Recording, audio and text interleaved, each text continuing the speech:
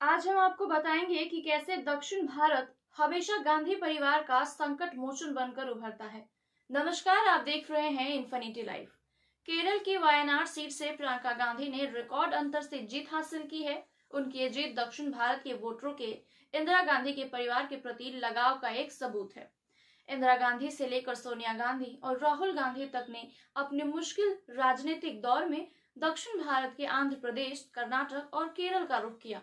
इन नेताओं ने जब जब दक्षिण की राह पकड़ी, ये उनके बचाव में आ खड़ा हुआ। इंदिरा गांधी ने कर्नाटक की चिकमंगलूर 1978 और आंध्र प्रदेश की मेडक सीट 1980 से चुनाव लड़ा था।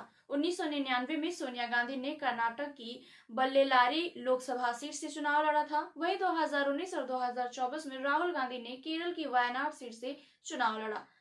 इस बार प्रियंका गांधी ने अपने भाई की सीट वायनाड से लड़कर चुनावी डेब्यू किया है। राहुल गांधी ने 2024 के लोकसभा चुनाव में रायबरेली और वायनाड लोकसभा सीटों पर जीत हासिल की थी, लेकिन उन्होंने रायबरेली सीट अपने पास रखने का फैसला किया।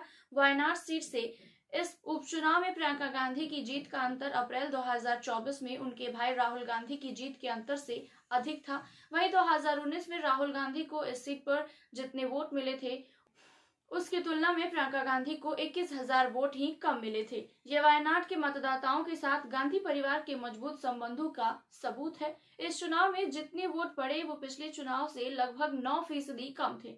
केरल यूनिवर्सिटी के पूर्व वाइस चांसलर और राजनीतिक टिप्पणीकार प्रोफेसर जे प्रभास ने बीबीसी हिंदी से कहा कि राहुल गांधी के लिए जो चीज 2019 में कारगर रही थी, प्रियंका गांधी के लिए भी वही कारगर रही। इसके अलावा केरल के लोगों के दिलों में इंदिरा गांधी के प्रति विशेष आदर है। उनके लिए ये एक पारिवारिक रिश्ते की तरह है। सेक्युलर राजनीति के प्रतिनिधि प्रोफेसर प्रभास जैसे राजनीतिक टिप्पणीकार का मानना है कि प्रियंका गांधी को ये जीत उनके करिश्मे की वजह से मिली है। वरिष्ठ टिप्पणीकार जोसेफ माल्याकन ने बीबीसी हिंदी से कहा कि केरल हमेशा इंदिरा गांधी के परिवार के प्रति आकर्षित रहा है। यहाँ के लोगों में इस परिवार के प्रति खास लगाव है। आप ये भी ना भूलें कि दक्षिण भारत में इस परिवार की जड़ें कितनी गहरी है।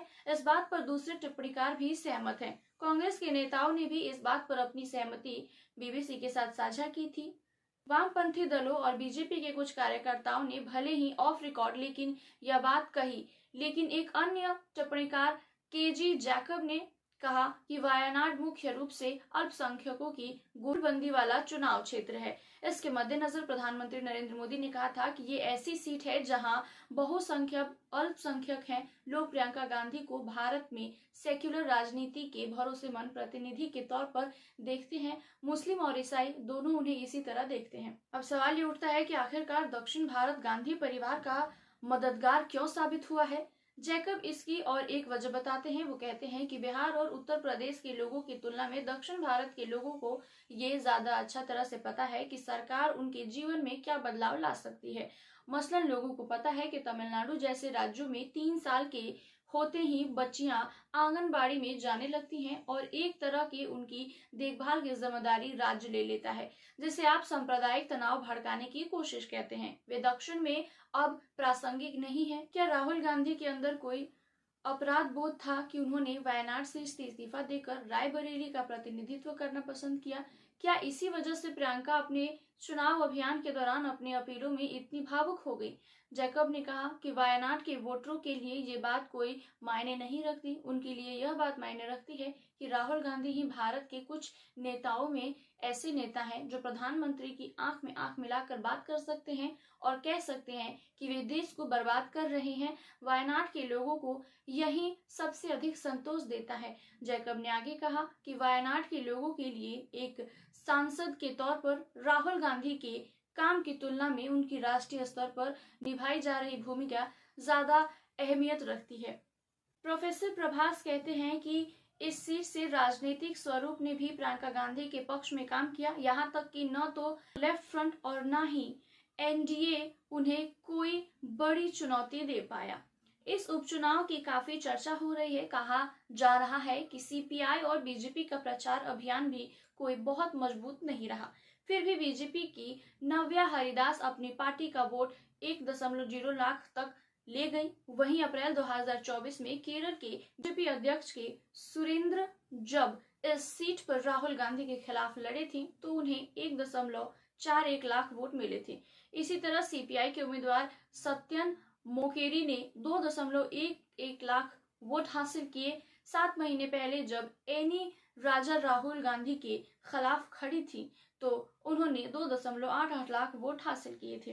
राजनीतिक टिप्पणीकार एनपी चेकुट्टी ने बताया कि मोकेरी गंभीर उम्मीदवार थे, लेकिन सीपीआई के प्रचार अभियान में हताशा दिख रही थी। जबकि एक तरफ प्रियंका गांधी और दूसरी ओर नव्या हरिदास का प्रचार अभियान ज्यादा दमदार था।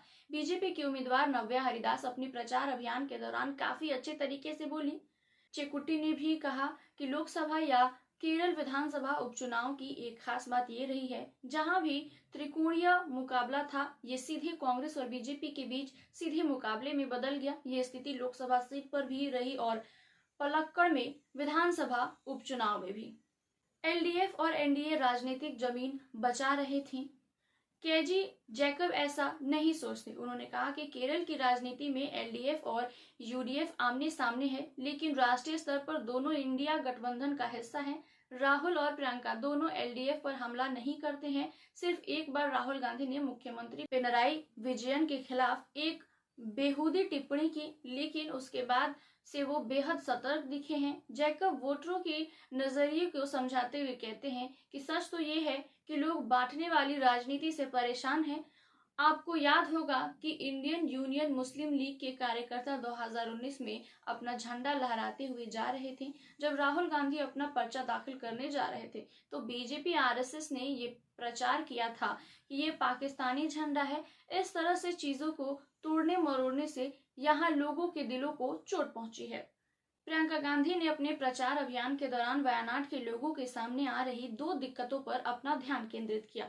उन्होंने इन 2 चीजों का खास तौर पर हवाला दिया। पहला कि मेडिकल कॉलेज अस्पताल की स्थापना की जरूरत है, जो राज्य सरकार के काम के दायरे में आता है। यहाँ गंभीर रूप से बीमार मरीजों को विशेषज्ञों के इलाज के लिए कोझिकोड ले जाना पड़ता है। घाट क्षेत्र से यहाँ पहुंचने में 1.5 घंटे से ज्यादा का समय लगता है। दूसरा, उन्होंने मैसूर, कर्नाटक और वायनाड के बीच नाइट ट्रैफिक पर प्रतिबंध की ओर भी इशारा किया। ये पेचीदा मामला है क्योंकि रात में यातायात की वजह से केरल, कर्नाटक और तमिलनाडु से सटे जंगलों में रहने वाले जानवरों पर असर पड़ता है। इस संबंध में उनकी अपील का मतलब था कि वो कांग्रेस शासित कर्नाटक सरकार से वाहनों की आवाजाही से जुड़े नियमों में ढील देने के लिए अपने प्रभाव का इस्तेमाल कर सकती हैं, लेकिन कर्नाटक के नेता उनकी अपील मानने के लिए शायद तैयार ना हो, क्योंकि इससे उनके राज्य में वोटरों पर असर पड़ सकता है। प्रोफेसर प्रभास के मुताबिक केरल में प्रियंका की मौजूदगी से कांग्रेस में बदलाव दिख सकता है। आने वाले दिनों में ये देखने वाली बात होगी कि वो इन मुद्दों से कैसे निपटती हैं। ऐसे और तमाम खबरों के लिए देखते रहिए infinity live. Please like, share and subscribe my YouTube channel.